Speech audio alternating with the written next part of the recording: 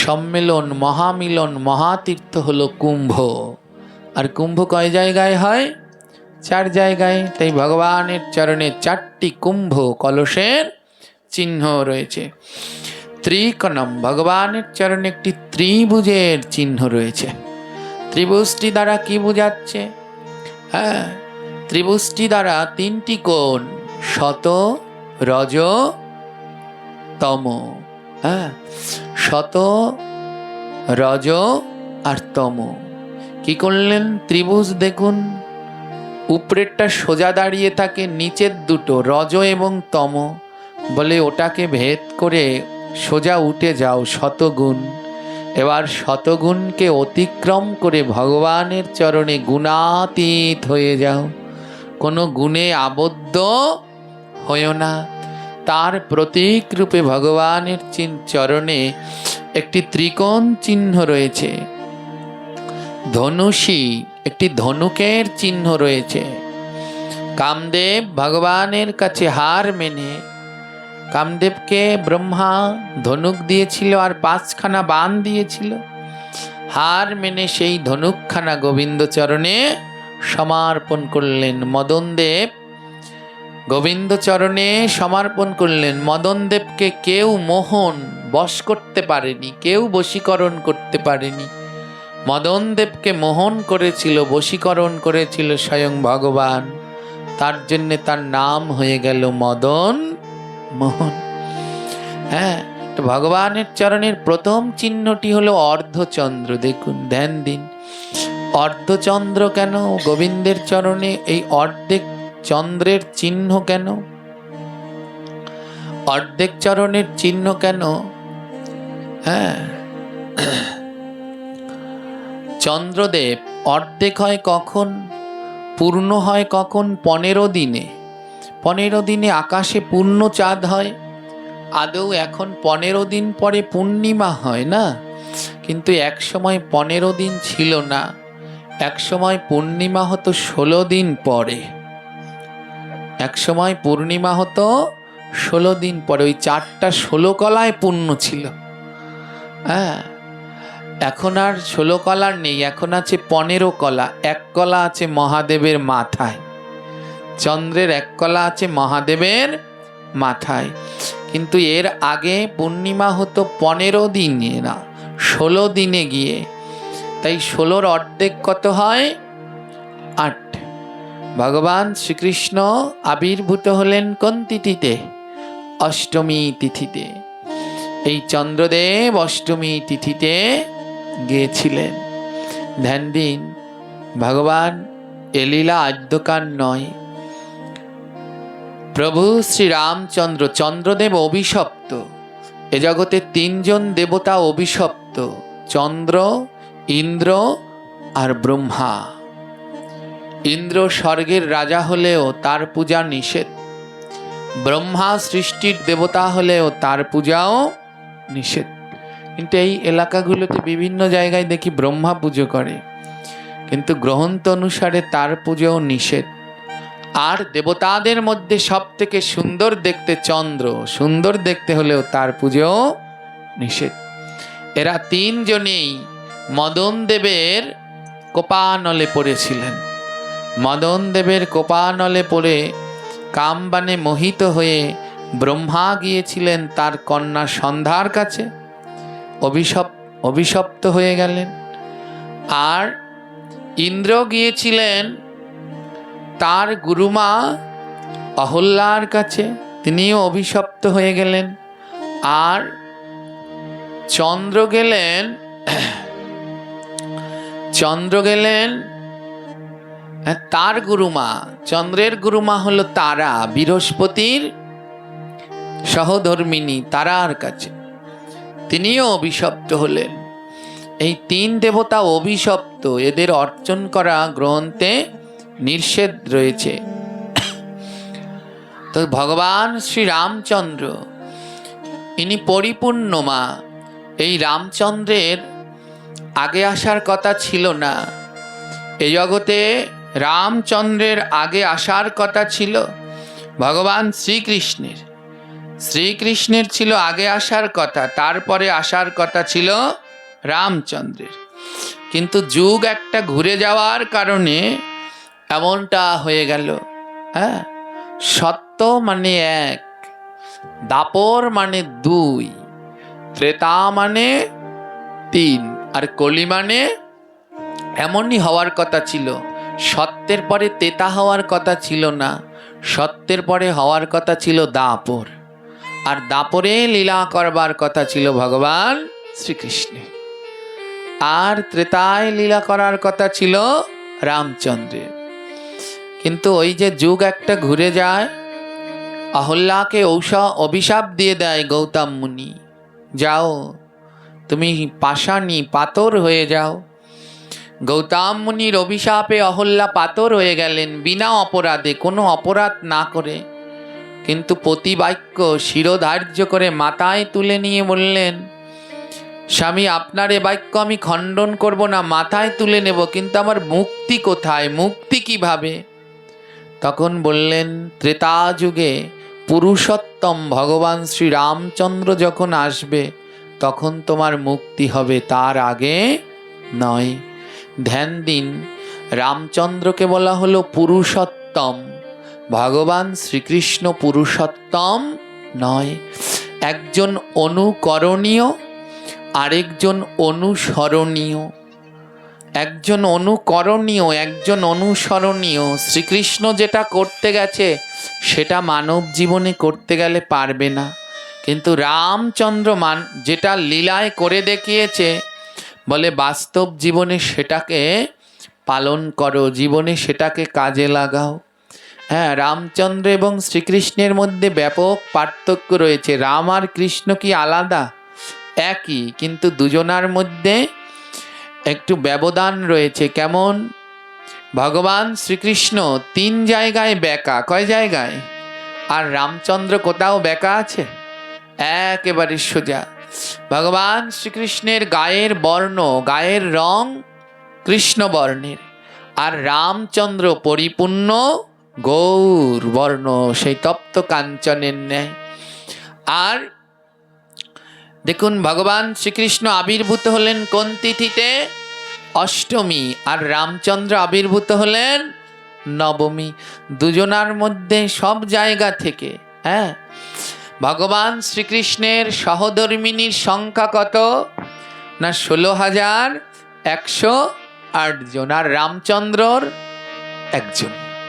শূর্পণখা গেলেন, কিন্তু রামচন্দ্র তাও গ্রহণ করলেন না। তাই রামচরিত্র মানব জীবনে পালন করা কর্তব্য। শ্রী রামচন্দ্র যা করে দেখিয়েছেন ওটা মানব জীবনে, কলির মানব পালন করো। হ্যাঁ, পালন করো। ভগবান শ্রী রামচন্দ্র ঘুম থেকে উঠে মাতা পিতার বদন দেখতেন, আগে তাদের চরণে প্রণাম দিতেন। আর ভগবান শ্রীকৃষ্ণ মা যশোদাকে ছেড়ে চলে গেলেন 100 বছর, আর বৃন্দাবনে ফেরেইনি। হ্যাঁ, তাই একজন অনুসরণীয়, আর একজন অনুকরণীয়। এই রামচন্দ্র, এনার আসার কথা ছিল ত্রেতা যুগে, যেটা এখন আমরা দাপর বলি। দাপর আগে ছিল না, আগে ছিল ত্রেতা, আগে ছিল না, আগে ছিল দাপর, তারপরে ছিল ত্রেতা। অহল্যাকে অভিশাপ দিয়ে দিলেন গৌতম মুনি, যাও পাষাণী হয়ে যাও, শিলা হয়ে যাও। বিনা অপরাধে শিলা হয়ে গেলেন। অহল্যা স্বামী চরণে লুটিয়ে পড়লেন, আমি কবে এই পাষাণী থেকে মুক্তি পাব? বলে ত্রেতা যুগ, এখন সত্য যুগ, এরপরে হবে দাপর যুগ, তারপরে হবে ত্রেতা যুগ। এই ত্রেতা যুগে যখন শ্রী রামচন্দ্র আসবে, তখন তুমি এই পাষাণী, এই শিলা থেকে মুক্তি লাভ করবেন। দীর্ঘ সময়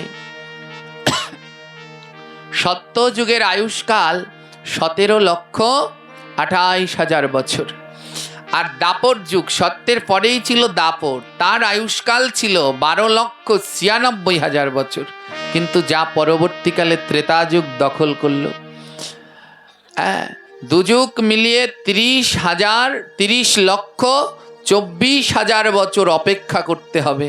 বলল তারপরে তুমি মুক্তি লাভ করবে। এই দীর্ঘ সময় বিনা অপরাধে শাস্তি পাবে। এই অহল্যা এবং গৌতম মুনির পুত্র হলেন শতানন্দ। শতানন্দ তখন মায়ের এই অভিশাপ থেকে মুক্তি পাওয়ার জন্য কঠিন ধ্যানে বসলেন।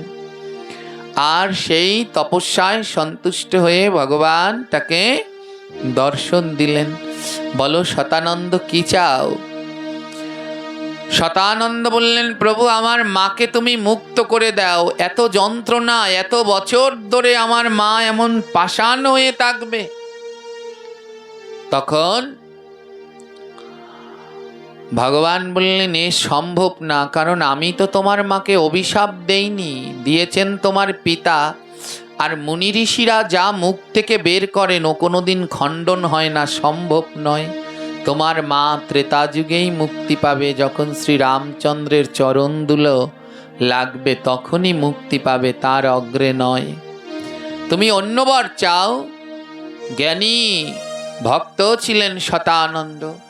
তখন মায়ের মুক্তির জন্য অন্য উপায় অবলম্বন করলেন, যে এখন সত্যযুগ, এরপরে দাপর, তারপরে ত্রেতায় মুক্তি পাবে। শতানন্দ বললেন, তাহলে যুগ একটা পরিবর্তন করে দাও। হে প্রভু, আমার মা তো ত্রেতা যুগে মুক্তি পাবে, যুগ একটা পরিবর্তন করে দাও, দাপরটা পরে নিয়ে যাও আর ত্রেতাটা আগে নিয়ে যাও। ভক্তের ভক্তিতে ভগবান বাধা। ভগবান আশীর্বাদ করলেন, তোমার এই মাতৃভক্তি জগতে অটুট থাকবে, যতদিন জগৎ আছে এই ভক্তি মুজবে না। আশীর্বাদ করলাম, যুগ পরিবর্তন হয়ে যাবে। সত্যের পরে ছিল দাপর, পরিবর্তন হয়ে সেখানে এসে গেল ত্রেতা যুগ। এই ত্রেতা যুগে শ্রী রামচন্দ্র আসলেন। ভগবানের দিব্য স্বরূপ চারি ভাগে বিভক্ত হয়ে আসলেন। হ্যাঁ, রাম, লক্ষ্মণ, ভরত, শত্রুঘ্ন। আজ ভগবান যত রূপে লীলা করেছেন, যত অবতারে এসে ভগবান লীলা করেছেন, সব থেকে মধুর লীলা করেছেন প্রভু রাম অবতারে। এ অমৃতময়, এ লীলা কথা অত্যন্ত মধুময়, অমৃতময়, যা প্রত্যেক মানব জীবনে পালনীয়। শ্রীরামচন্দ্রের প্রত্যেকটি নীতি, আদর্শ, শিক্ষা প্রত্যেক মানব জীবনে পালনীয়। হ্যাঁ, রামচন্দ্র যখন আবির্ভূত হলেন, ধ্যান দিন, রামচন্দ্র আসার কথা ছিল এক হয়েই। যখন ঋষি বৈশিষ্ট্য যজ্ঞ করলেন এবং সেই যজ্ঞ থেকে পায়েস উঠল, বলল, বৈশিষ্ট্য বলল, নাও এই পরমান্ন নিয়ে তোমার সহধর্মিনী, দশরথের 3 সহধর্মিনী, কৌশল্যা, কৈকেয়ী আর সুমিত্রা, রাম, লক্ষ্মণ, ভরত, শত্রুঘ্ন, এরা 4 নয়, এরা একই ছিলেন, একই নারায়ণের 4টি অংশ। বললেন, এই পরমান্ন নিয়ে দেবী কৌশল্যাকে দাও। এই পরমান্ন ভক্ষণ করলে দেবী কৌশল্যার গর্ভে স্বয়ং ভগবান অবতীর্ণ হবেন। হ্যাঁ, ভগবান কোনো সময় কোনো কারো মিলনের ফলে আসে না, ভগবান আসেন কৃপার ফলে, অমৃত বাড়ি নিয়ে। মা কৌশল্যার কাছে নিয়ে গেলেন সেই পায়েস। মা কৌশল্যা ছিল অত্যন্ত দয়ালু, তার দয়ার কোনো অন্ত নেই। মা কৌশল্যা মনে মনে বললেন, আমি যদি এই পায়েস একা খাই তাহলে আমার একার সন্তান হবে, কিন্তু আরও তো 2 রানী রয়েছে, ওরা তো আমার বোন, কৈকেয়ী আর সুমিত্রা, ওদের যদি না দেই তাহলে ওদেরও তো সন্তান হবে না। তাই মা কৌশল্যা কি করলেন, তার পায়েসটাকে 3 ভাগ করলেন। ধ্যান দিবেন, কয় ভাগ করলেন? 3 ভাগ করলেন। 1 ভাগ নিজের জন্যে, আরেক ভাগ দিলেন মা কৈকেয়ীকে। হ্যাঁ, এবার কৈকেয়ীকে দিলেন, আরেক ভাগ সুমিত্রা, উনি ছোট রানী। সুমিত্রা এক কর্নারে বসে কাঁদছে যে আমার আর মাতৃশ্বের স্বাদ পাওয়া হবে না। মা কৌশল্যা নিয়ে এক ভাগ সুমিত্রাকে দিলেন। আর সুমিত্রা মা কৌশল্যার এই প্রেম ভালোবাসা দেখে সুমিত্রা মা কৌশল্যাকে বললেন, হে দিদি, আমি তো ভেবেছিলাম চিরকাল বন্দাই থাকব, তুমি কৃপা করে আমায় এই পরমান্ন দিলে, যদি এতে আমার জঠরে কোনো সন্তান হয়, আমার সন্তানকে তোমার সন্তানের দাস বানিয়ে দেব। আমি আমার করে রাখবো না, আমার সন্তানকে তোমার সন্তানের দাস বানিয়ে দেব। এ কথা শুনে নিলেন মন্থরা। আর মন্থরা গিয়ে কইকেয়ীকে বলতে লাগলো, দেখ, তুই এখানে পায়েস নিয়ে বসে আছিস, আর তোর বড় যা অর্ধেক ভাগ দিয়েছে, তার যদি সন্তান হয় তাহলে তার ছেলের দাস বানাবে, তুইও যা, পায়েস নিয়ে তুইও যা। কইকেয়ীও গেলেন, আর সুমিত্রাকে বললেন, নাও, আমার থেকেও অর্ধেক পায়েস নাও, তোমার যদি আরেকটা ছেলে হয় তাহলে সেই ছেলেকে আবার আমার ছেলের দাস বানাবে। তাহলে সুমিত্রা পেল পায়েসের কয় অংশ? 2 অংশ। আর মা কৌশল্যা পেলেন 1 অংশ, আর কইকেয়ীও পেলেন 1 অংশ।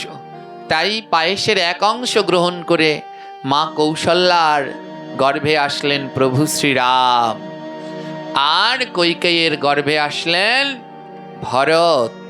আর পায়েসের 2 অংশ লাভ করে মা সুমিত্রার গর্ভে আসলেন লক্ষ্মণ এবং শত্রুঘ্ন। 4 জন কিন্তু একই ছিলেন। হ্যাঁ, 4 ভাই রূপে অবতীর্ণ হলেন ধরাধামে এই 4 জন। আজ ভগবান বিষ্ণু চৈত্র মাসের শুক্লা নবমী তিথিতে প্রভু অবতীর্ণ হলেন ধরাধামে। আর জগৎ জীবের ভগবানের আগমনে কোনো আনন্দের শেষ নেই।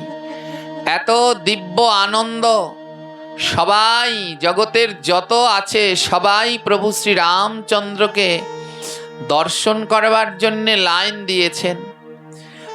দিয়েছেন, সবাই লাইন দিয়ে দর্শন করতে যাচ্ছেন। সমস্ত দেব দেবীগণ লাইন দিয়ে দাঁড়িয়েছে ভগবানের জন্মলীলা দর্শন করবার জন্যে। হ্যাঁ, ভগবানের সেই দিব্যলীলা দর্শন করবার জন্যে সব দেবদেবীগণ লাইন দিয়ে দাঁড়িয়েছে। সব থেকে আনন্দ হলো দেবাদিদেব মহাদেবের, কারণ মহাদেবের ইষ্ট হলেন শ্রী রামচন্দ্র। পঞ্চমুখে রাম নাম গায় ত্রিপুরারি, 5টা মুখে রাম নাম গাচ্ছেন দেবাদিদেব মহাদেব। তো মহাদেবের আনন্দ আর ধরে না, তো মহাদেবও রওনা দিলেন ভগবান শ্রী রামচন্দ্রকে দর্শন করবার জন্যে। মহাদেবও রওনা দিলেন, কিন্তু মহাদেবের আসতে একটু দেরি হয়ে গেলেন। মহাদেব এসে দেখে রামচন্দ্রকে দর্শন করার জন্যে ভক্তরা লাইন দিয়েছে। দশরথের কঠিন নিয়ম, যে আগে এসেছে সে আগে যাবে, যে পরে এসেছে সে পরে যাবে, কঠিন নিয়ম করে দিয়েছে। আর ভোলানাথ যখন এসে পৌঁছালেন অযোধ্যায়, এসে দেখে 1000 ভক্ত লাইন দিয়েছে। ভোলানাথ এক কাঙাল রূপে এসে ওই লাইনে দাঁড়ালেন, বলে যে করেই হোক প্রভুকে দর্শন করতে হবে। কিন্তু ভোলানাথের ধৈর্য আর মানছে না যে ভগবানের এই দিব্য রূপ দর্শন করতে আমায় এখনো 1000 মানুষ দর্শন করবে, তারপরে আমি, এত দেরি আমি সহ্য করতে পারবো না, এ অনেক দেরি হয়ে যাবে এই লাইনে দাঁড়ালে, যে করে হোক আমার আগে যেতে হবে। মহাদেবের আগে যিনি দাঁড়িয়েছিলেন তিনি ছিলেন পরম জ্ঞানী কাকভূষুণ্ডী। হ্যাঁ, ইনি দিব্য জ্ঞানী ছিলেন এই কাকভূষুণ্ডী। তো মহাদেবকে উনি চিনি ফেললেন, কাঙাল রূপ ধরে আসলেন, মহাদেবকে চিনে ফেললেন। কাকভূষুণ্ডী বললেন, হে মহাদেব, এত ছটপট করছো কেন? মহাদেব বলল, আমি তো আমার রূপ পরিবর্তন করে আসলাম, কিন্তু এ কি করে চিনল? হ্যাঁ, কাকভূষুণ্ডী বলে, দেখো আমি একজন জ্যোতিষ, আমি তোমায় চিনে নিয়েছি, তুমি আমার চোখ ফাঁকি দিতে পারবে না। তো ভোলানাথ বলছে, হে কাকভূষুণ্ডী, তুমি তো অত্যন্ত জ্ঞানী, হ্যাঁ, তো তুমি একটা ব্যবস্থা করে দাও, কি করে আমি প্রভুর চরণ আগে দর্শন করতে পারবো সেই একটা ব্যবস্থা তুমি করে দাও। কাকভূষুণ্ডী বলে আমার কাছে একটা বুদ্ধি আছে। বলে কি বুদ্ধি? বলে শোনো, তুমি এ জগতে জ্যোতিষদের মূল্য আছে, তুমি একটা কাজ করো। ভোলানাথকে বললেন তুমি জ্যোতিষ হয়ে যাও, জ্যোতিষ হয়ে যাও। ভোলানাথ বলে তাতে লাভ কি? বলে তুমি তো সব ত্রিকালদর্শী, তুমি তো সব জানো, তুমি তো সব জানো। ভোলানাথ বললেন তুমিও তো জ্যোতিষ হতে পারো। কাকভূষুণ্ডী বলে আমি তো ত্রিকালদর্শী নই। কিন্তু ভোলানাথ তুমি তো ত্রিকালদর্শী, তুমি তো সব জানো, জ্যোতিষ হও। আর জ্যোতিষ হয়ে যে আসবে তার হাত দেখে ভূত ভবিষ্যৎ বলতে থাকো। বলে তাতে লাভ কি? বলে তোমার কথা সবাই জেনে যাবে, আর কোনো কায়দায় যদি মা কৌশল্যার কানে যায় তাহলে মা কৌশল্যা তোমায় নিয়ে যাবে তার ছেলের ভবিষ্যৎ দেখাতে। তুমি জ্যোতিষের রূপ ধারণ করো। সঙ্গে সঙ্গে ভোলানাথ জ্যোতিষের রূপ ধারণ করলেন। জ্যোতিষের রূপ ধারণ করলেন। কাকভূষুণ্ডী বলে শোনো, তোমার মহিমাটা আরেকটু বেড়ে যাবে। এই এমনি জ্যোতিষ হলে হবে না, তুমি একটা কাজ করো, ব্রাহ্মণ জ্যোতিষ সাজো, এখানে পৈতা দিয়ে নাও, তাহলে তোমার দামটা আরো একটু বেড়ে যাবে। ভোলানাথ পৈতা ধারণ করে ব্রাহ্মণ জ্যোতিষ সাজলেন। আর সবার হাত দেখতে লাগলো। কাকভূষুণ্ডী বলে শোনো, তোমার দামটা আরো একটু বাড়বে, তুমি একটু বুড়া জ্যোতিষ সাজো। এমন কাঁচা কাঁচা চুল সাজলে হবে না, একটু বুড়ো পাকা পাকা চুল সাজো। বলে তাতে লাভ কি? বলে এ জগতে 4 জন আছে যাদের যত বয়স বাড়ে তত মহিমা বাড়ে, আর 4 জন আছে যাদের বয়স বাড়ে কিন্তু মহিমা কমে। যেমন নায়ক নায়িকা, এদের যত বয়স বাড়ে এদের কি আর তত সম্মান মহিমা থাকে? আর কেউ এখন ডেকেও জিগায় না। কি বলে সেই আপনারা ছবি দেখতেন না, কি নায়ক নায়িকা রাজ্জাক কি রোজিনা টজিনা আছে বেঁচে এখনো, তো তাদের এখন আর কেউ ডাকছে কি? নায়ক নায়িকা, এদের যত বয়স বাড়ে তত এদের মানগুলো কমে যায়। কিন্তু এ জগতের সাধু, এদের যত বয়স বাড়ে তত তাদের মহিমা বাড়ে, তাদের মহিমা কমে না। সাধু ব্রাহ্মণ জ্যোতিষ জ্ঞানী এরা যত বয়স বাড়বে এদের মহিমাও তত বাড়বে। তাই কাকভূষুণ্ডী বললেন তুমি একটু বুড়ো হও, বুড়ো জ্যোতিষ হও, তাহলে তোমার মহিমাটা একটু বাড়বে। ভোলানাথ বললেন কি বুদ্ধি রে বাবা। ভোলানাথ সঙ্গে সঙ্গে চুল দাড়ি টাড়ি পাকিয়ে একেবারে বৃদ্ধ জ্যোতিষ হয়েছে। সাধুদের যত বয়স বাড়ে তত তাদের মহিমাটা বাড়ে। বৃদ্ধ জ্যোতিষের রূপ ধারণ করে এবার সবার হাত দেখতে লাগলেন। এমন ভাবে হাত দেখছে, এবার রামচন্দ্রকে না দেখে লাইন ভেঙে সব তার কাছে হাত দেখাতে চলে আসছে। আর চারোদিকে প্রচার হয়ে গেছে যে একজন জ্যোতিষ এসেছে রামচন্দ্রকে দেখতে, যিনি ভূত ভবিষ্যৎ সব বলতে পারে। এক দিব্য জ্যোতিষী এসেছে। চারোদিকে খবর হয়ে গেল। খবর পৌঁছাতে পৌঁছাতে গেল মা কৌশল্যার কাছে। মা কৌশল্যা দাসীদের ডেকে বলছে যাও ওই বৃদ্ধ জ্যোতিষকে ডেকে আনো, আমার 4 ছেলের ভাগ্যটা একটু গণনা করে দেখি। এই কথা শুনে ভোলানাথের আর আনন্দ ধরে না। আরে বুদ্ধি কাজে লেগে গেছে, কাজে লেগে গেছে। এবারে দাসীকে কৌশল্যা শিখিয়ে দিচ্ছে শুধু জ্যোতিষকে আনবে, অন্য কাউকে আনা যাবে না। এবার দাসী গেলেন এখানে জ্যোতিষকে। ভোলানাথ সেই বৃদ্ধ জ্যোতিষ রূপে দাঁড়িয়ে বললেন আমি। বলে চলো অন্দরমহলে চলো, দেখুন 1000 দাঁড়িয়ে আছে, এমন বুদ্ধি এবার 1000-এর আগেই যাবে ভোলানাথ দর্শন করতে। এর জন্যে বলে যে জানা কৃষ্ণ ভজে সে বড় চতুর। এবার ভোলানাথ সবার আগে যাবে। এবার ভোলানাথকে বুদ্ধি দিয়ে লোকে, ওটা ভোলানাথের বুদ্ধি ছিল। কার বুদ্ধি? কাকভূষুণ্ডীর বুদ্ধি। এবার কাকভূষুণ্ডী পিছন পিছন রওনা দিয়েছে। দাসী বলছে তোমার যাওয়া চলবে না। কাকভূষুণ্ডীর মন খারাপ হয়ে গেল। আরে বুদ্ধি দিলাম আমি, আর আমারই রামচন্দ্রের দর্শন হবে না।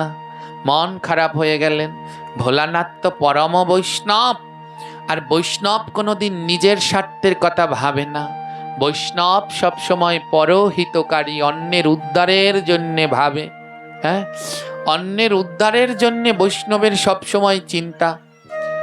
তো ভোলানাথ বললেন, এবার আমার একটা বুদ্ধি বের করতে হবে। কাক ভূষুণ্ডিকে যদি রেখে যাই তাহলে ওর সাথে আমার বেইমানি করা হয়ে যাবে, ওর বুদ্ধিতে আমি আগে যাচ্ছি। হ্যাঁ, এবার দাসী বললেন, তোমার যাওয়া চলবে না, তুমি দাঁড়াও, জ্যোতিষ একা যাবে। ভোলানাথ বললেন, শোনো দাসী, আমাকে একা নিয়ে কোনো লাভ নেই। বলে, কেন লাভ নেই? হ্যাঁ, দাসী বলছে, কেন লাভ নেই? ভোলানাথ বলছে, দেখো না আমি কেমন বৃদ্ধ হয়ে গেছি, আমি আর এখন ভালো চোখে দেখি না। এই যে তুমি যাকে নিতে চাচ্ছ না, ও হলো আমার অ্যাসিস্ট্যান্ট। হ্যাঁ, ও হলো আমার সহকারী, আমি তো চোখে দেখি না। ও কি করে হাত দেখে রেখা আমায় বলে, তারপরে আমি বলি। যদি ওকে না নাও তাহলে আমাকে নিয়েও কোনো। দাসী ছুটতে ছুটতে গেলেন, রানীমা, ওর সহকারীকে যদি না নেন তাহলে ও বুড়া মানুষ, দেখতে পারবে না, চোখে দেখে না। আর রানীমা বলল, যাও, ওকেও নিয়ে আসো। এই হলো বৈষ্ণব। হ্যাঁ, কাকভূষুণ্ডিকে নিয়ে শ্রীরামচন্দ্রকে প্রথম দর্শন করলেন ভোলানাথ। হ্যাঁ, ভোলানাথ প্রাণ ভরে দর্শন করতে লাগলেন। এদিকে দেবতাগণ দেখছে ভোলানাথের কয়টা মাথা আছে, জোরে বলেন। 5টা মাথা। তাহলে ভোলানাথের চোখ কয়টা? 10টা চোখ। এবার দেবতাদের মধ্যে হুড়জুড় লেগে গেছে, এ জগতে সব থেকে বেশি দেখবে কে? এমন সুন্দর প্রভুর শ্রী রূপ সব থেকে বেশি দেখতে পারবে কে? একজনে বললেন, সব থেকে বেশি দেখবে মা দুর্গা। বলে, মা দুর্গা কেন দেখবে? বলে, এনার হলো 3টা চোখ। সবাই দেখবে 2 চোখ দিয়ে, সব দেবতারা দেখবে 2 চোখ দিয়ে, আর মা দুর্গা দেখবে 3 চোখ দিয়ে। তাই সব থেকে বেশি ভগবানের রূপ দর্শন করবেন মা দুর্গা। আরেকজনে উঠে বললেন, না, মা দুর্গার থেকেও বেশি দর্শন করবেন ব্রহ্মা। বেশি দর্শন করবে কে? ব্রহ্মা। এবার ব্রহ্মার বেশি কেন? ব্রহ্মার কয়টা মাথা? 4টা। তাহলে চোখ হলো কয়টা? 8টা। এবার বললেন, ব্রহ্মা, মা দুর্গা দেখবে 3 চোখ দিয়ে, আর ব্রহ্মা দর্শন করবে 8 চোখ দিয়ে। ব্রহ্মার আর আনন্দ ধরে না, আমি সব থেকে প্রভুকে দর্শন করব। আরেকজনে বললেন, দাঁড়াও, তোমার থেকে বেশি দেখবে মহাদেব, কারণ মহাদেবের আরো 1খানা মাথা বেশি। মহাদেবের কটা মাথা? 5টা। তাহলে চোখ কটা? 10টা। এবার বললেন, মহাদেব দেখবেন 10 চোখ দিয়ে। এবার মহাদেবেরও আনন্দ আর ধরে না। এবার আরেকজন বললেন, দাঁড়াও, মহাদেবের তো 5টা মাথা, কিন্তু তার থেকে আরেকটা মাথা বেশি আরেকজন আর আছেন, মহাদেবের ছেলে, হ্যাঁ, কার্তিক। তার কটা মাথা? 6টা মাথা। কার্তিকের হলো 6টা মাথা, এর জন্য তার নাম হলো সরানন। হ্যাঁ, ছেলের 6 মাথা, তাই নাম সরানন। আর বাবার 5 মাথা, তার জন্যে পঞ্চানন। শিবের আরেক নাম, আর 5 মাথা বলে পঞ্চানন, আর কার্তিকের 6 মাথা বলে সরানন। এই যে আমরা পঞ্চপ্রদীপ দিয়ে আরতি দেখাই তো, সব জায়গায় পঞ্চপ্রদীপ লাগে তো আরতি করতে। জানেন কেন এই পঞ্চপ্রদীপ দিয়ে আমরা আরতি দেখাই? এই কার্তিকের 6টা মাথা ছিল, কিন্তু এখন নেই। দেবাদিদেবের 5টা মাথা ছিল, কিন্তু একটা মাথা পড়ে গেছে খসে। ব্রহ্মারও 4টা মাথা, ব্রহ্মারও 5টা মাথা ছিল, একটা মাথা খসে পড়ে গেছে। আর কার্তিকেরও 6টা মাথা ছিল। হ্যাঁ, কার্তিক অহংকার করেছিলেন তার পিতার যখন একটি মাথা, 5টা মাথা ছিল, যখন একটি মাথা খসে গেলেন, ভোলানাথের একটি মস্তক দিয়ে জগতে সৃষ্টি হলেন নারিকেল। আর তখন কার্তিকেও অহংকার হলো, মনের ভিতরে অহংকার হলো, এ জগতে সব থেকে বেশি মাথা হলো আমার। আমার 6খানা মাথা, আমি আমার বাবার থেকেও বেশি ক্ষমতাধর। হ্যাঁ, কোনো পিতা যদি তার বাবার উপরে উঠতে চায় তার গতি আর হয়? বাবার থেকেও বেশি উঠতে চায়, গতি হয় কি? মা দুর্গা রেগে গেলেন, তুমি তোমার পিতার সাথে নিজেকে তুলনা দিলে। শুধু তুলনা না, বললেন আমি আমার বাবার থেকেও বেশি। তখন মা দুর্গা অভিশাপ দিয়ে দিলেন, যাও, তোমার এত অহংকার, এই মাথা নিয়ে যাও, সবার মতো তোমার একটা মাথা থাকুক আর বাকি 5টা মাথা ঝরে পড়ে যাক। সঙ্গে সঙ্গে কার্তিকের 5টি মাথা ঝরে পড়ে যায়। কার্তিক নিজের ভুল বুঝতে পেরে মায়ের চরণে লুটিয়ে বললেন, মা, আমি নিজের ভুল বুঝতে পেরেছি, অহংকারের বশে নিজের মাথা নিয়ে আমি গর্ব করলাম, আমি ভুল বুঝতে পেরেছি, আমায় ক্ষমা করে দাও, ক্ষমা করে দাও। কিন্তু মা, আমার এই 6টা মাথা পড়ে গেল, এ জগতে কারো যদি কেটে যায়, ফেটে যায়, সব থেকে শোক তাপ করে হলো মা। কিন্তু তুমি নিজেই, তোমার জন্যেই আমার এই মাথা পড়ে গেল, এ জগতে আমার জন্য কেউ একটু শোক তাপও করলো না। মায়ের চরণে লুটিয়ে পড়ে বললেন, মা, আমার এই 5টা মাথা ভূমিতে পড়ে গেল, তাতে আমার দুঃখ নেই, কিন্তু এই 5 মাথা যেন গোবিন্দ সেবায় লাগে। আমার এই 5 মাথা যেন গোবিন্দ সেবা থেকে বঞ্চিত না হয়। তখন কার্তিকের 5 মস্তক দিয়ে তৈরি করা হলো 5 প্রদীপ। বলল, যাও, তোমার এই 5 মস্তক দিয়ে জগতে সৃষ্টি হোক 5 প্রদীপ, আর এই প্রদীপ দিয়ে হবে আমার ভগবানের সন্ধ্যা আরতি।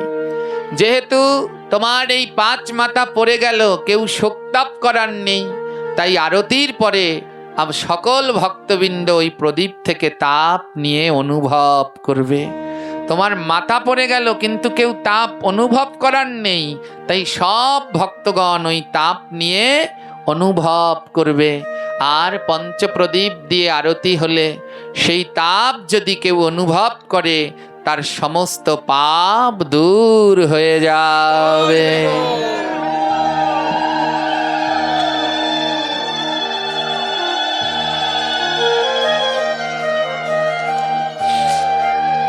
তাহলে কার্তিকের হলো কটা মাথা? 6টা। তাহলে চোখ কয়টা? 12টা। একজনে বললেন, সব থেকে ভোলানাথ তো দেখবে 10 চোখ দিয়ে, আর তার ছেলে দেখবে।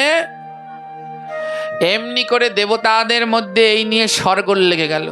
আর রেগে গেল সূর্য। সূর্য বললেন, এত সাহস! হ্যাঁ, বাপ বেটায় 10 চোখ 12 চোখ দিয়ে দেখবে, আমিও সূর্য। আর প্রভু জন্মগ্রহণ করলেন আমার বংশে। রামচন্দ্র কোন বংশে জন্মালেন? সূর্য বংশে। বললেন, আমিও সূর্য, আমিও কম কিসে? সূর্যদেব করলেন প্রতিজ্ঞা, বলে, যতক্ষণ আমার প্রাণ না ভরবে আমিও রামচন্দ্রকে ছাড়া যাব না। বাবা, সূর্যদেব প্রাণ ভরে রামচন্দ্রকে দর্শন করতে লাগলেন। রামচন্দ্র জন্মগ্রহণের পরে 6 মাস ধরে অযোধ্যায় সূর্য অস্ত যায়নি। সূর্যদেব বললেন, আমি 6 মাস ভরে দেখব, আমি যদি অস্ত না যাই তাহলে আমায় কে কি করবে, আমিও দেখি কয় চোখ দিয়ে দেখতে পারে। সূর্যদেব আর 6 মাসে অস্তই যায়নি অযোধ্যায়। 6 মাস ধরে সূর্যদেব প্রাণ ভরে রামচন্দ্রের বদন দর্শন করলেন। সবাই কম বেশি দর্শন পেলেন, কিন্তু একজন দেবতা তিনি রামচন্দ্রের দর্শন করতে পারলেনই না। একজন দেবতা তিনি কোনোভাবেই শ্রীরামের প্রভুর দর্শন করতে পারলেন না। সবার কপাল খুলল, কিন্তু একজন দেবতা পারল না। সে দুঃখী, নয়ন জলে কাঁদে, আহারে, এমন দিব্যরূপ সবাই দর্শন পেল, কিন্তু আমার এই দিব্যরূপের দর্শন হলো না। সেই দেবতা কে জানেন? বলুন তো, বুদ্ধি খাটিয়ে কে পেল না? কমাস ধরে অস্ত যায়নি সূর্য, জোরে বলবেন। তো সূর্য যদি অস্ত না যায়, চন্দ্র আসতে পারে? জোরে বলেন, আসতে পারে? সব থেকে দুঃখী হলেন চন্দ্র, কারণ সূর্য 6 মাস ধরে অযোধ্যায় অস্ত গেল না, তাই চন্দ্রদেব আর আসতে পারল না। তাই চন্দ্রদেব প্রভুর দর্শন করতে পারল না। চন্দ্রদেব বড় দুঃখী হলেন। আহা, সবাই পেল, এমন দিব্য ভগবানের এই লীলা সবাই দর্শন করলো, শুধু আমার ভাগ্যে হলো না। 6 মাস পরে সূর্য অস্ত যাওয়ার পরে সবার শেষে আসলেন চন্দ্রদেব। আর চন্দ্রদেব এসে প্রভুর শ্রীচরণে বসে কান্না করতে লাগলেন, হে প্রভু, আমি তো মহা অপরাধী, কিন্তু আমি তো আমার ভুল বুঝতে পেরেছি। সবাই তোমার ওই রূপ দর্শন পেল, কিন্তু আমার এই রূপ দর্শন হলো না। হে ভগবান, আমি কত অপরাধী। আর এ জগতে ভগবানকে বশীকরণ করা যায়। আমার ভগবানকে বশীকরণ করা যায় দুটো জিনিস দিয়ে। কটা জিনিস দিয়ে? ভগবানকে যদি কেউ বশীকরণ করতে চাও, ভগবানকে যদি কেউ কিনে নিতে চাও, এ জগতে ভগবানকেও কেনা যায়, ভগবানকেও বশীকরণ করা যায়। ভগবানকে বশীকরণ করা যায় দুটো জিনিস দিয়ে। বলে কি কি? তুলসী দল মাত্রং জাল সাচুলুকে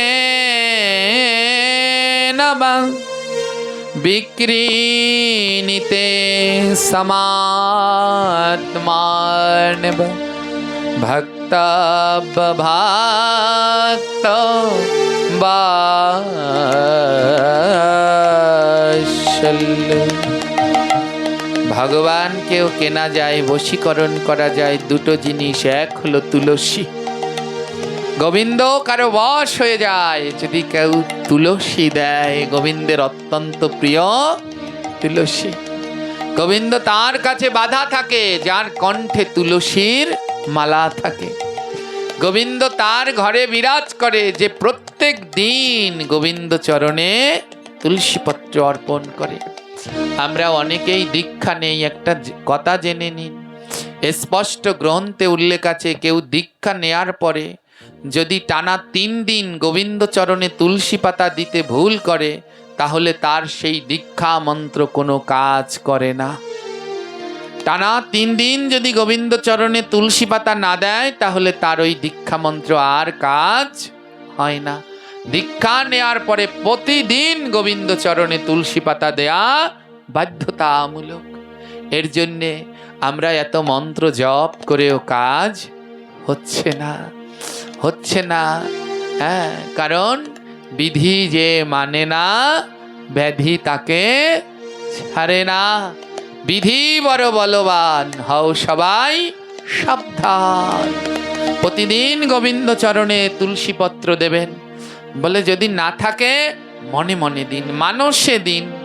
হ্যাঁ, আপনি কাজে ব্যস্ত, গোবিন্দ চরণে দিতে পারছেন না, আপনার দেহটা কোনো কর্মস্থানে বাধা, কিন্তু মনকে তো কেউ বাঁধতে পারে না। ওই কর্ম করুন, মনে মনে ভাবুন গোবিন্দ চরণে তুলসী দিলাম। মানসে দিয়ে দিন, তবুও বন্ধ করবেন না। আজ কি হলো, সেই গোবিন্দকেও কেনা যায়, বশ করা যায় দুটি জিনিসে। একটা হলো তুলসী, আর দ্বিতীয়টা হলো জল। হ্যাঁ, জল চুলুকে নেব। দ্বিতীয়টা হলো জল। গোবিন্দ বশ হয়ে যায় যদি কেউ তার চরণে তুলসী দেয় আর 2 ফোঁটা নয়নের জল দিয়ে দেয়। গোবিন্দ বললেন, আমিও বশ হয়ে যাই। যদি কেউ আমায় 2 ফোঁটা জল দিয়ে দেয়, আমিও তার কাছে বশ হয়ে যাই, বাধা পড়ে যাই। বলে কিভাবে দিতে হবে? গোবিন্দ বলে, যখন নয়নের জলটা দেবে, সঙ্গে বদনে নাম দিও। কেউ যদি আমায় নামের সহিত নয়নের জল দেয়, আমারে গোবিন্দ বললেন, আমি জন্মে জন্মে তার কাছে বাধা হয়ে যাই। ভক্ত যদি ভক্তি ভরে আমায় মধুময় নাম শ্রবণ করায়, আর ওই নামের সময়ে তার 2 নয়নে যদি প্রেমবাড়ি বর্ষণ হয়, আমার গোবিন্দ বলে আমিও তার বশ হয়ে যাই। আজ চন্দ্রদেব আমার প্রভুর চরণের পাশে বসে 2টি নয়নের জল ঝরছে, আর ভগবানের কাছে বলছে, ও প্রভু, আমি তো অভিশপ্ত, সকল দেবতাগণ তোমায় দেখতে আসলো, কত কি নিয়ে আসলো, কিন্তু আমার তো কিছু সামর্থ্য নেই। তাই আজ আমি তোমায় কি করবো জানো? আমার এই অভিশপ্ত, সবাই বলে চাঁদকে দেখতে সুন্দর,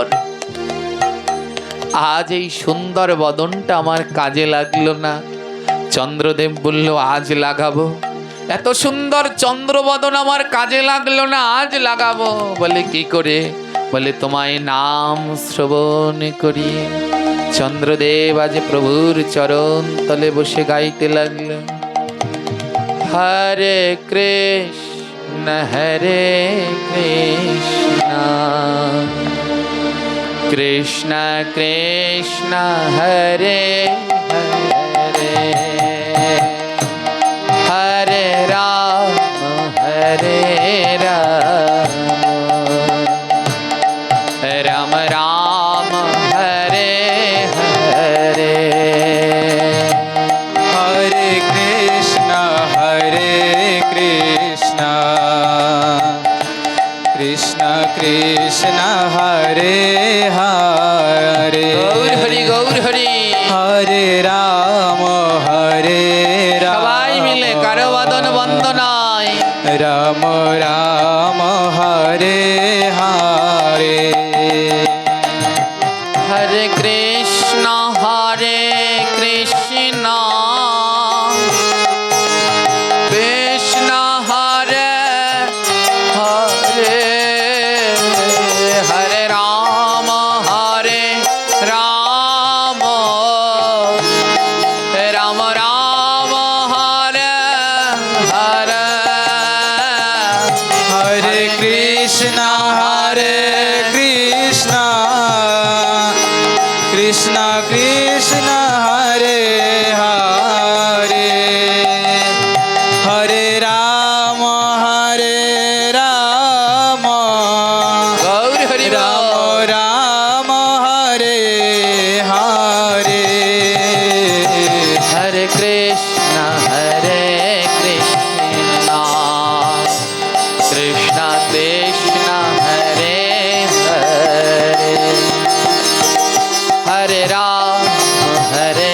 রাম রাম রাম হরে হরে, হরে কৃষ্ণ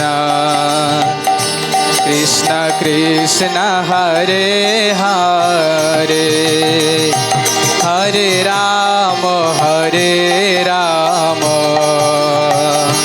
রাম রাম হরে হরে। চন্দ্রদেব সব থেকে দেখতে সুন্দর। আজ চন্দ্র বলে আমি সুন্দর হলে হবে কি? সবাই বলে চাঁদের বদনে কলঙ্ক আছে। ওমা, তাই এতগুলো সুন্দর বদন এখানে উপস্থিত, আমাদের বদনেও চন্দ্রের থেকে কম কলঙ্ক লাগেনি। তাই এ বদন আজ পবিত্র করুন ভগবানের দিব্য নাম করে। কারো বদন যেন বন্ধ না থাকে, সবাই বদন খুলে বলুন হরে কৃষ্ণ কৃষ্ণ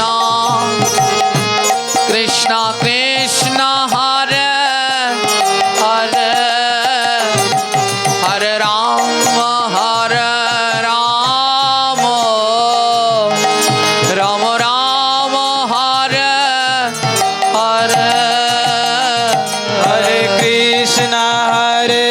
কৃষ্ণ কৃষ্ণ কৃষ্ণ হরে হরে, হরে রাম রাম রাম হরে হরে, হরে কৃষ্ণ কৃষ্ণ কৃষ্ণ কৃষ্ণ হরে হরে, হরে রাম রাম রাম রাম হরে হরে, হরে কৃষ্ণ কৃষ্ণ কৃষ্ণ হরে হরে, হরে রাম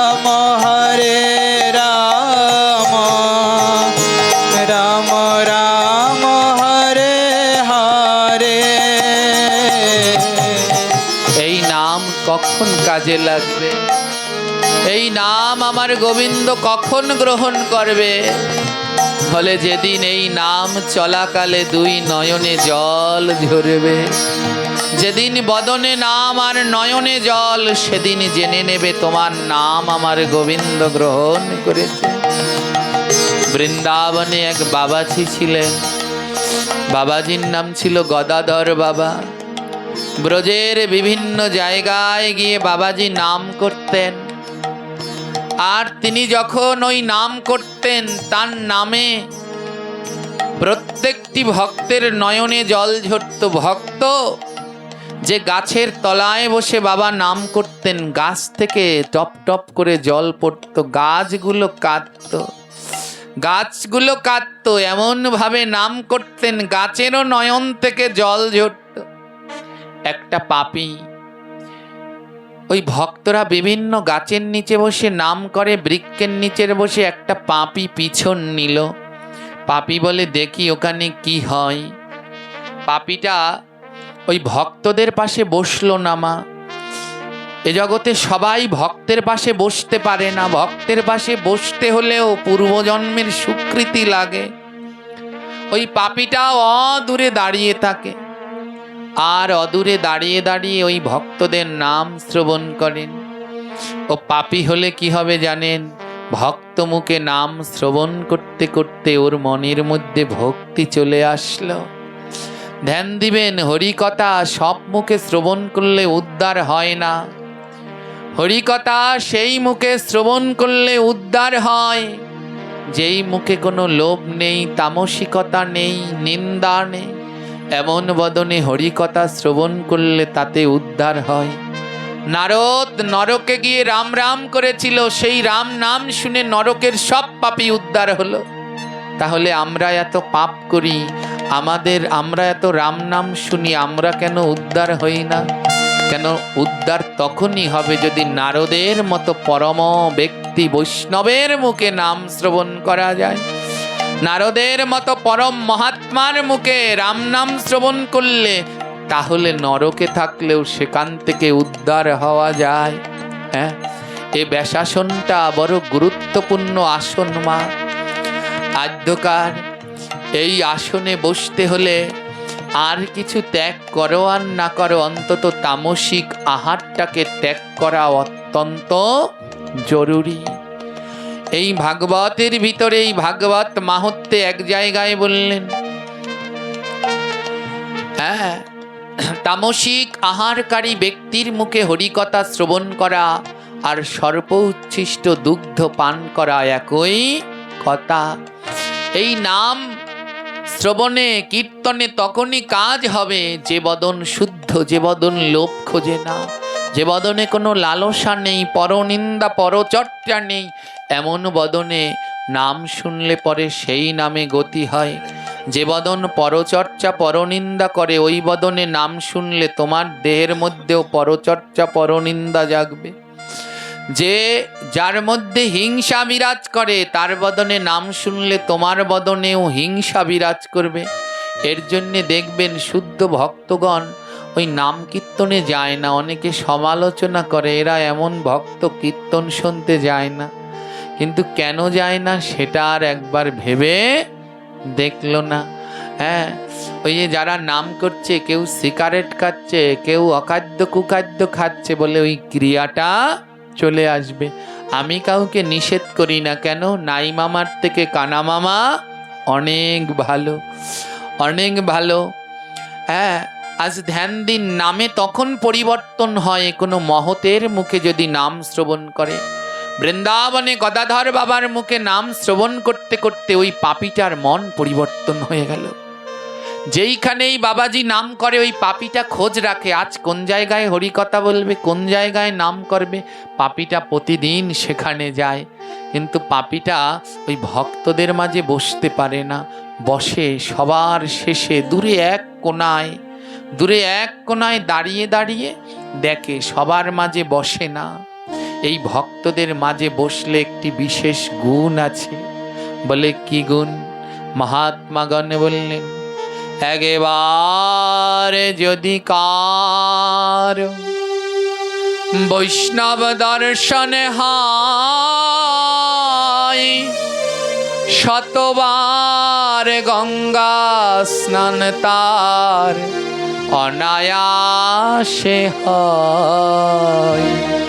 বলে এ জন্মে যদি কোনো এক শুদ্ধ ভক্তের বদনের দিকে একবার তাকাও, সঙ্গে সঙ্গে 100 বার গঙ্গা স্নান হয়ে যাবে।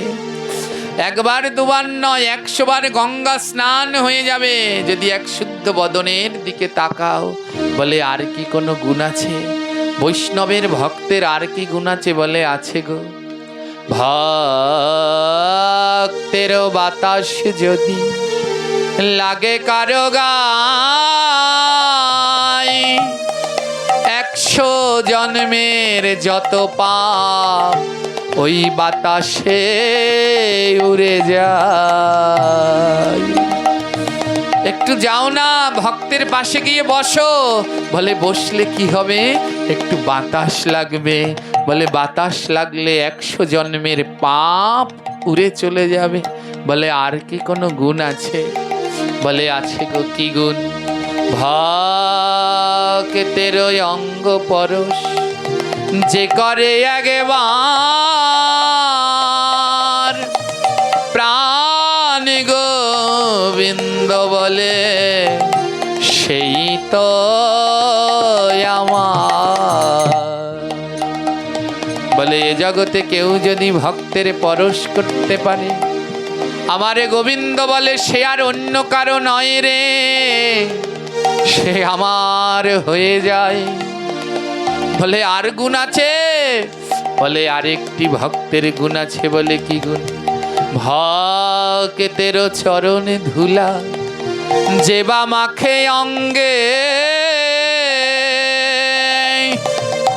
প্রাণ গোবিন্দ বলে আমি থাকি তার সঙ্গে।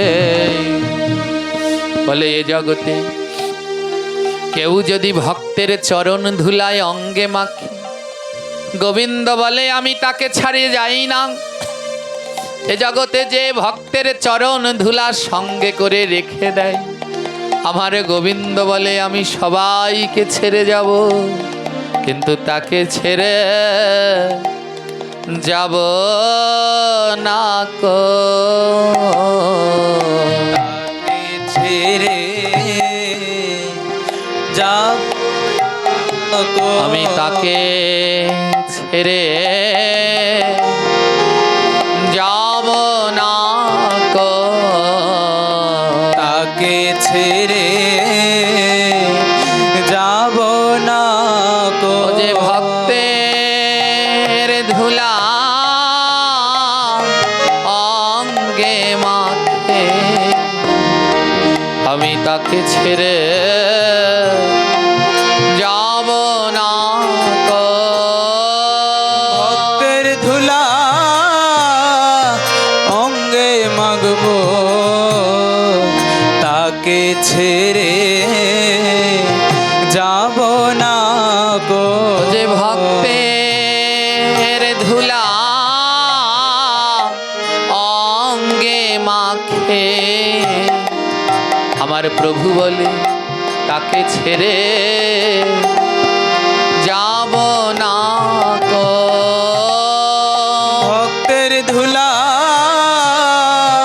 অঙ্গে মাখে, তাকে ছেড়ে যাব না গো। আমার প্রাণ গোবিন্দ বললেন এ জগতে আমি সবাইকে ছেড়ে যাব, কিন্তু তাকে ছেড়ে আমি কোনোদিন যাব না। যে আমার ভক্ত পেলে চরণ ধুলা নিতে দেরি করে না, যে ভক্তের চরণ ধুলাকে রত্ন মনে করে,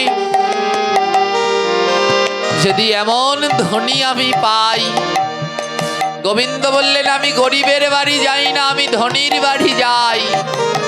বলে কোন ধনে ধনী গো? যে আমার কৃষ্ণ ধনে ধনী। হে কৃষ্ণ ভক্তগণ, আজ আপনারা এই মধুময় হরিকথায় আসলেন। এই হরিকথায় এসে সবাই ধনী হয়ে যান।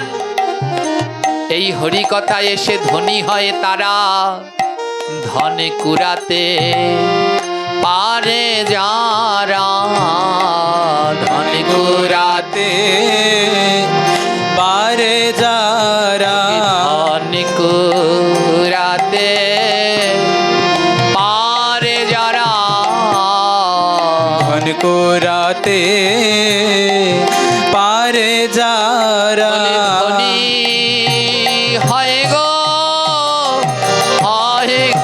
তারা, ধনে কুড়াতে পারে যারা, ধনী হয় গো ধনী তারা, ধন কুড়াতে পারে যারা।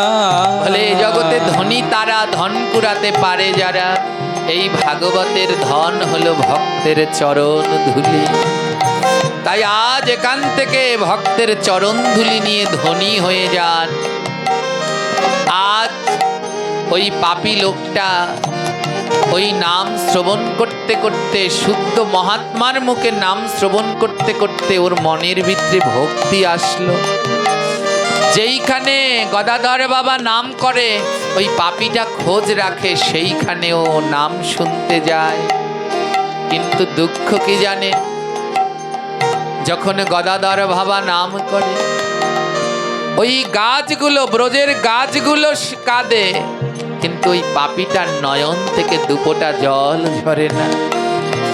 একদিন এক ভক্ত ডেকে বলে, এরে পাপী, দেখ বাবাজি যখন হরি কথা বলে বৃক্ষগুলো কাঁদে, আর তোর নয়ন থেকে দুপোটা জল ঝরে না, তুই কত বড় পাপী।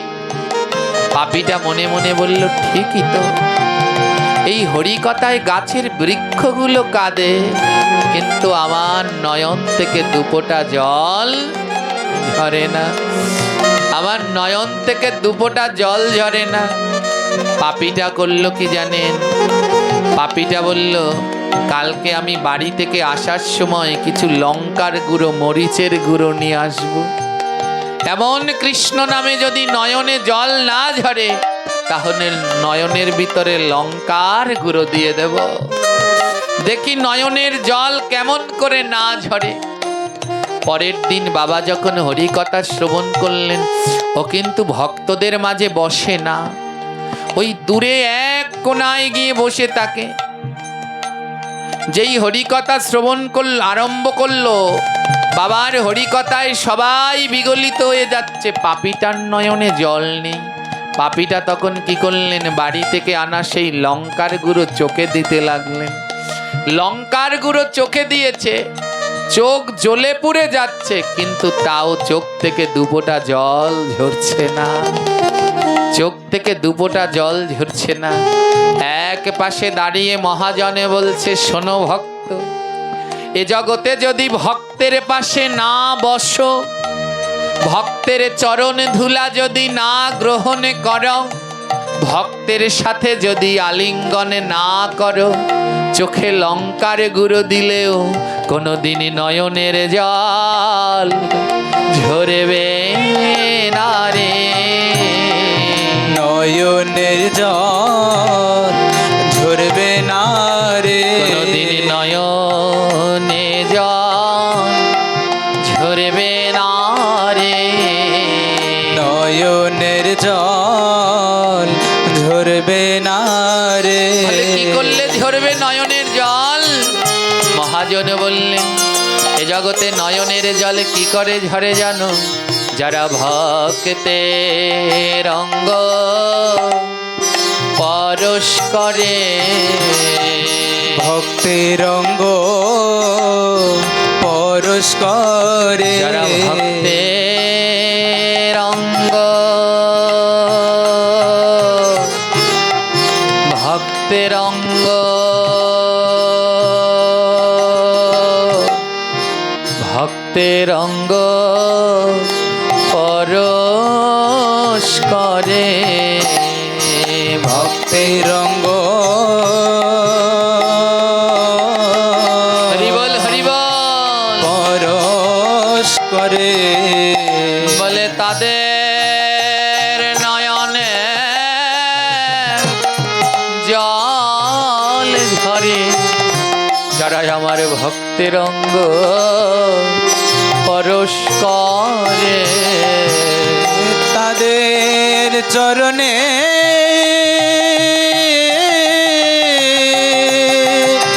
জল ঝরে ভক্তির অঙ্গ পরশ করে তাদের নয়নে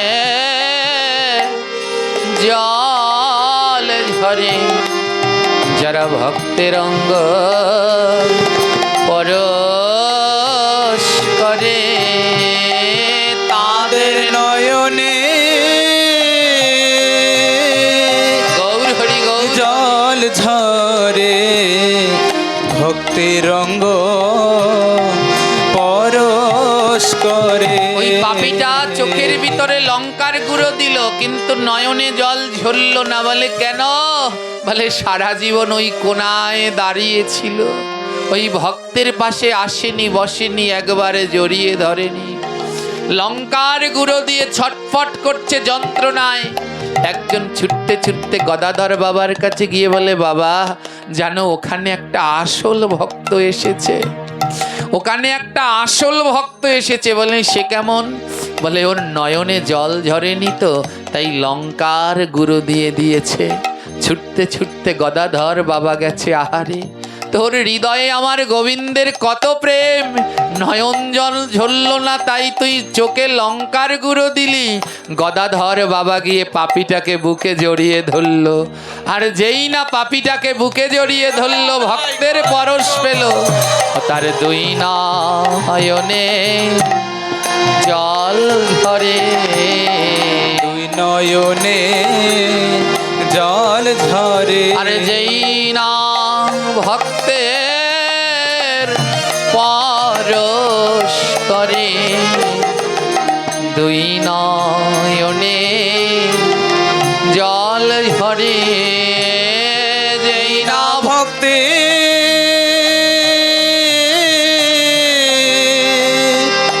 পরশ করে দুই নয়নে জল ঝরে। বলে আয় রে ভক্ত পরশ করি, আয় রে ভক্ত পরশ করি, আয় রে ভক্ত পরশ করি, আয় রে ভক্ত পরশ করি। আমার নয়ন আছে নাই রে বাড়ি, আয় রে ভক্ত পরশ করি, নয়ন আছে নাই রে বাড়ি, গৌর হরি গৌর হরি, আয় রে ভক্ত পরশ করি। এমন মানব জন্ম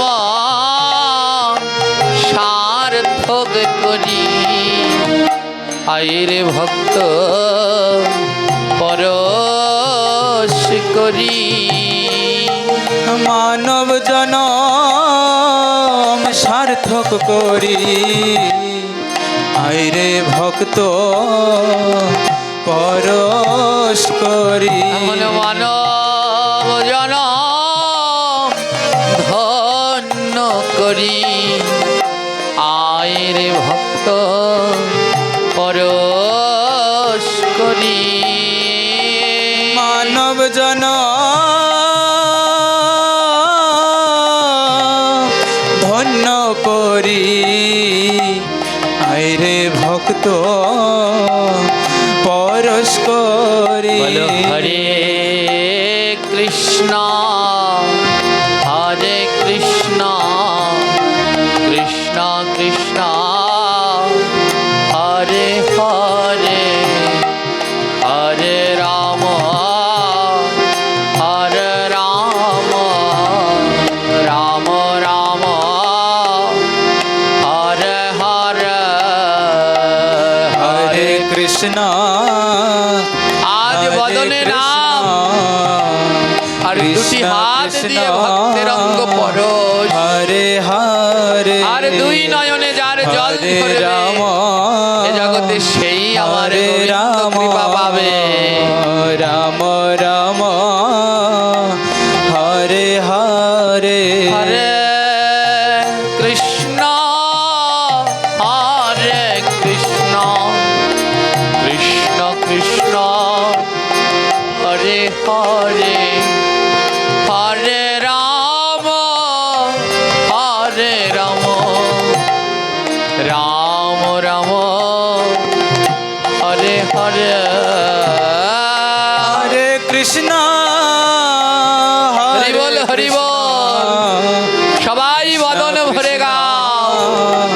হরে হরে হরে রাম হরে রাম রাম রাম হরে হরে হরে কৃষ্ণ হরে কৃষ্ণ কৃষ্ণ কৃষ্ণ হরে হরে হরে রাম হরে রাম রাম রাম হরে হরে হরে কৃষ্ণ হরে কৃষ্ণ কৃষ্ণ কৃষ্ণ রাধে হরে হরে রাম হরে রাম রাম রাম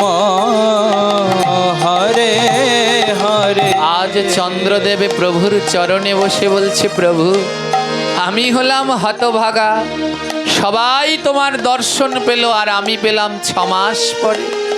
তোমার জন্য সবাই কতকে নিয়ে আসলো, কিন্তু আমার সামর্থ্য নেই, তাই তোমার চরণে বসে আমি নয়নের জল দিয়ে নাম করব। চন্দ্র ছিল কলঙ্কিত, আজ চন্দ্রের যত কলঙ্ক ছিল ওই নামের গুণে আর 2 নয়নের জলে সমস্ত কলঙ্ক ধুয়ে গেল। আর প্রভুর চরণে আমার দাস হলো।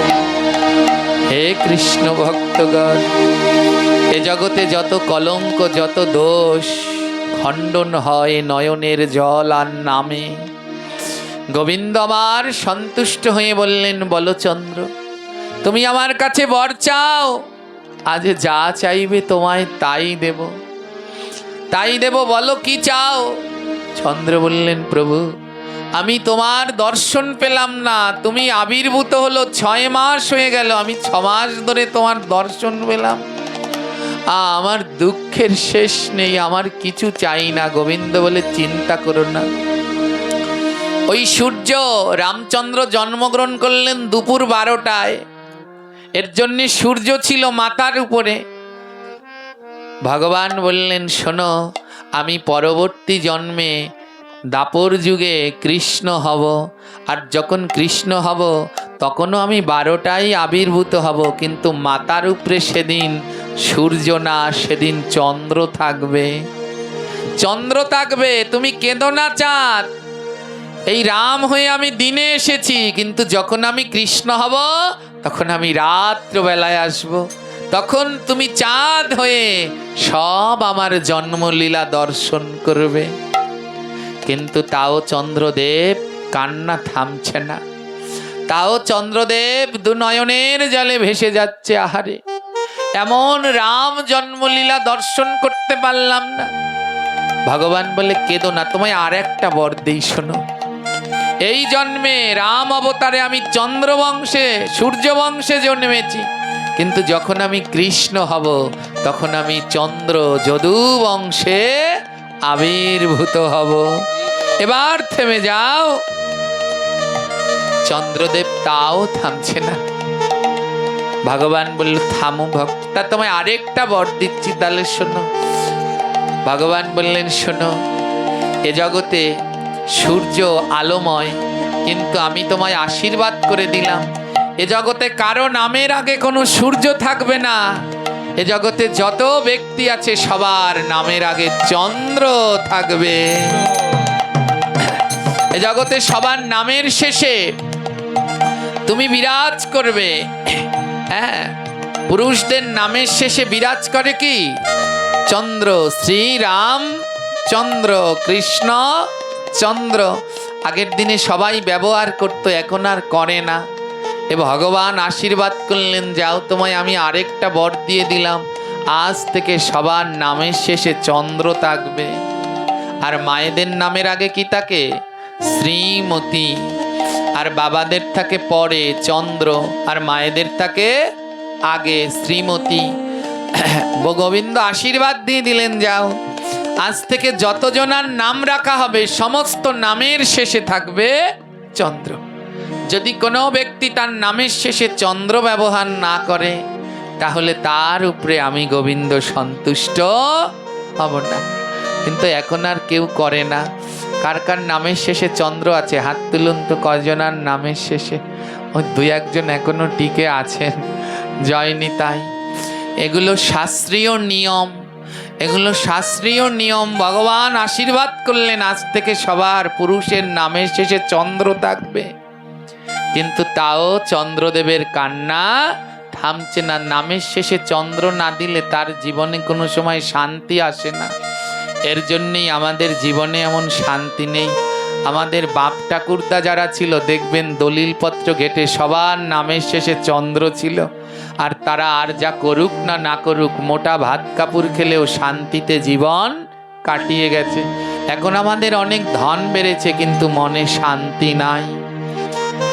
চন্দ্রদেবকে 3টি বর দিলেন, যাও পরবর্তী জন্মে আমি রাত্রবেলায় আবির্ভূত হব। এই জন্মে রামে যেমন দিনে হলাম, সূর্যদেব দেখলো, আর পরের জন্মে আমি রাত্রবেলায় হব, তুমি আকাশে চাঁদ হয়ে দেখবে। তাও কান্না থামলো না, বলো যাও আমি সূর্য বংশে না, পরবর্তীকালে তোমার বংশে জন্মাবো, চন্দ্র বংশে জন্মাবো, যদু বংশে। তাও থামছে না, বলে যাও সবার নামের শেষে চন্দ্র থাকবে, তাও থামছে না। তখন ভগবান বলছে, তুমি আমার কাছে একটা কিছু চাও, বলো তুমি আমার কাছে কি চাও, বলো। যেদিন ভগবান চন্দ্র, ভগবানের কাছে যেদিন চন্দ্রদেব এসেছিলেন, সেদিন ছিল অষ্টমী। হ্যাঁ, চন্দ্রদেব দুটি নয়নের জলে বলছে, প্রভু আমি পদ প্রতিষ্ঠা মান কিছু চাই না, ওই চাইতে গিয়ে সব হারালাম, আজ আর আমি ওই চাই না। ভগবান বলল, বলো তাহলে তুমি কি চাও। চন্দ্রদেব গোবিন্দের চরণটা ধরে সেই অষ্টমীর অর্ধেক চাঁদ, পূর্ণ না, কতটুকু? অর্ধেক চাঁদ গোবিন্দের চরণ দুটি জড়িয়ে ধরে দুটি নয়নের জলে বলতে লাগলো, আমায় চরণে ছাড়া করো না গো, চরণ ছাড়া করো না গো, তোমার চরণে তলে রেখে দিও, আমায় চরণে ছাড়া করো না গো। তলে রেখে দিও, চরণ ছাড়া করো না গো, চরণ তলে থাকতে পারি, চরণ তলে থাকতে পারি, আমি ভক্তি মুক্তি রাখতে পারি, যেন তোমার চরণ তলে থাকতে পারি। ভক্তি মুক্তি রাখতে পারি, চরণ তলে থাকতে পারি। পারি। হে প্রভু, আমার মান যশ প্রতিষ্ঠা চাই না, তোমার চরণ তলে আমায় একটু জায়গা দেবে ভগবান। আমার তো কলঙ্কের শেষ নেই, বড় কামনায় জর্জরিত হয়ে কলঙ্ক হয়ে গেল। ধ্যান দিন, ভজনের 6টা শত্রু: কাম, ক্রোধ, লোভ, মোহ, মদ, মাৎসর্য। প্রথম শত্রুটাই হলো কামনা। কারো মনের ভিতরে যদি একবার এসে যায়, তার ভজন ওখানেই ধ্বংস হয়ে যায়। যা চন্দ্রের মনে লেগেছিল, মনের ভিতরে কামনা এসে ভজন নষ্ট হয়ে গেল। চন্দ্রদেব বলল, কলঙ্ক তো লেগেছে, এবার তোমার চরণ তলে আমায় একটু ঠাঁই দেবে। গোবিন্দ বলে, এ জগতে যে আমায় ডাকার মতো ডাকতে পারে, আমি কি কোনোদিন তাকে চরণ ছাড়া করতে পারি? ওমা, ভগবানকে ডাকুন, ডাকার মতো করে ডাকুন, একদিনও যেন ডাকা থেকে বঞ্চিত না হয়। হ্যাঁ, জন্ম দিয়ে নয়, চন্দ্র দেবকুলে আবির্ভূত হলেন, দেবতাদের মধ্যে সুন্দর, কিন্তু তাও পারলেন না। এ জগতে ভক্তি দিয়ে ভগবানকে পাওয়া যায়। মুচিকুলে জন্মেছিলেন রুহিদাস। রুহিদাস মুচি হয়ে জন্মালেন, কিন্তু জানেন মা গঙ্গা তার কাছে বাধা থাকতেন। রুহিদাসের গুরুদেব রামানন্দ স্বামী তাকে আদেশ করেছিলেন, প্রতিদিন 2 জোড়া করে জুতো বানাবে, 4 আনা করে রোজগার করবে, 2 আনা দিয়ে সংসার চালাবে, 1 আনা দিয়ে বৈষ্ণব সেবা দেবে, আর 1 আনা মা গঙ্গায় দেবে। কাশীর দেবী তো গঙ্গা বলে 1 আনা দিয়ে গঙ্গার সেবা করবে। রুহিদাস মুচি 4 রাস্তার মাথায় বসে জুতো সেলাই করতে। ধ্যান দিন, মানুষে জুতো সেলাই করে বাজারে গিয়ে, আর রুহিদাস মুচি বসতেন 4 রাস্তার মাথায় গিয়ে। কেন জানেন?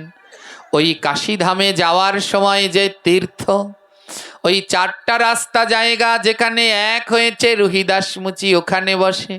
বলে, ওইখান থেকে আমার কৃষ্ণ ভক্তরা যাবে, আর যাওয়ার সময় তাদের চরণ ধুলালে উড়ে এসে যদি আমার গায়ে লাগে, আমার মুচি জন্ম সেদিন ধন্য হয়ে যাবে।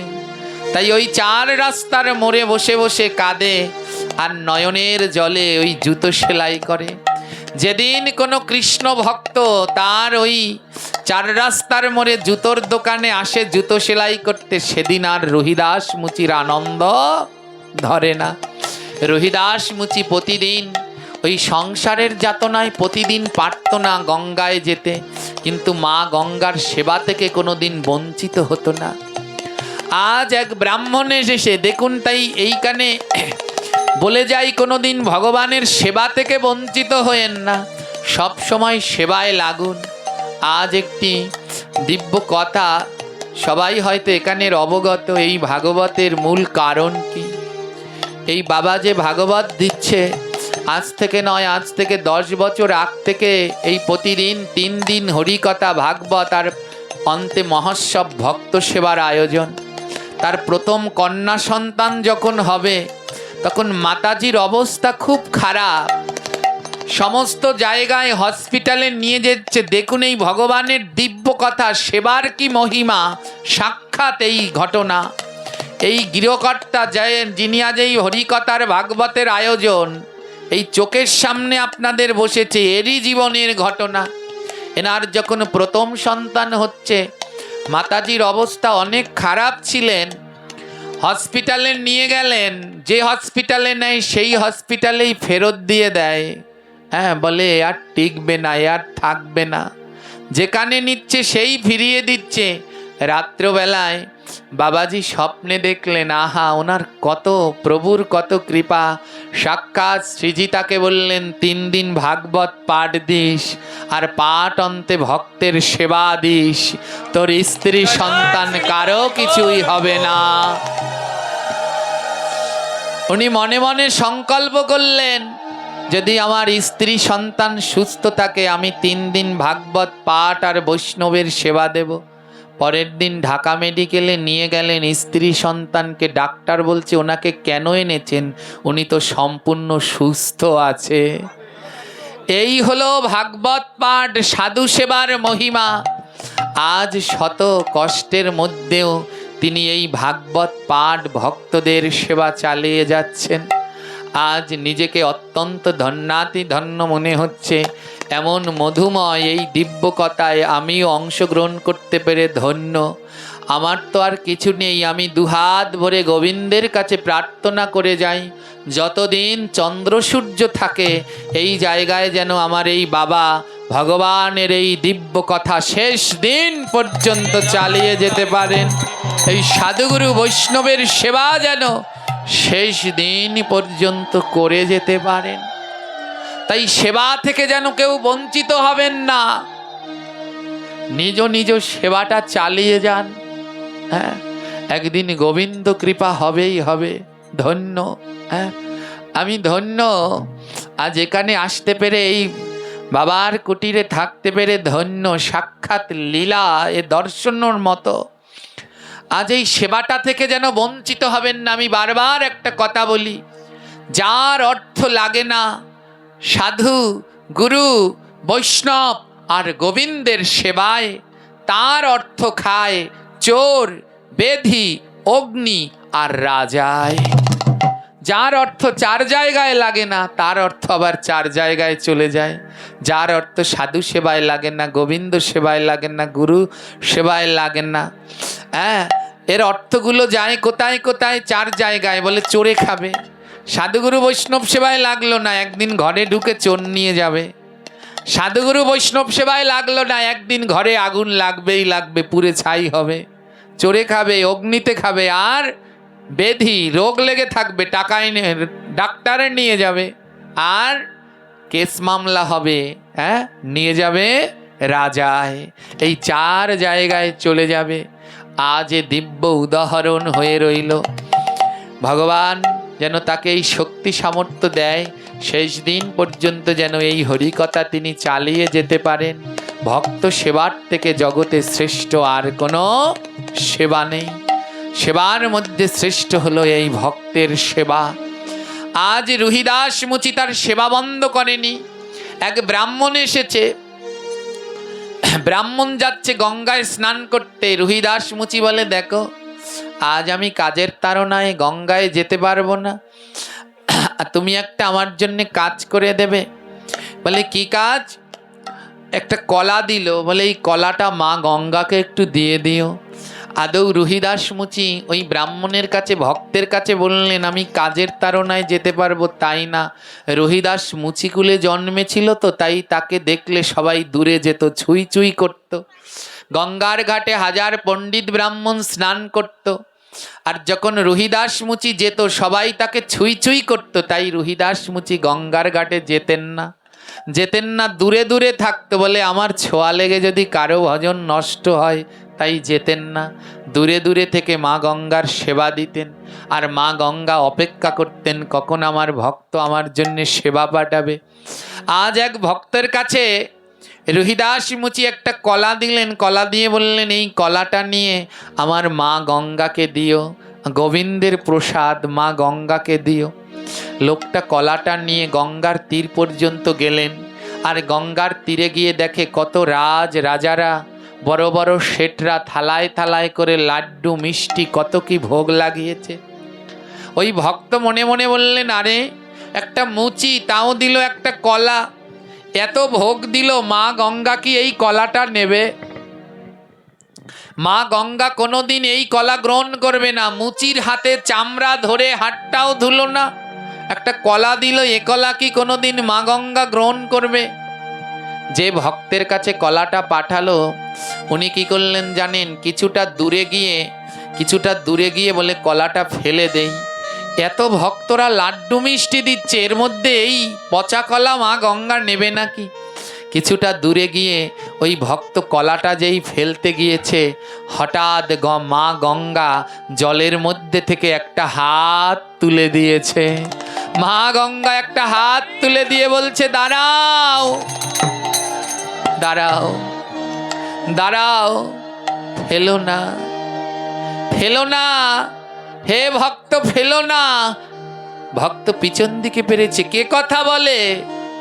দেখে জলের মধ্যে একটা হাত, আর হাতের মধ্যে সোনার কাকন চকচক চকচক করছে।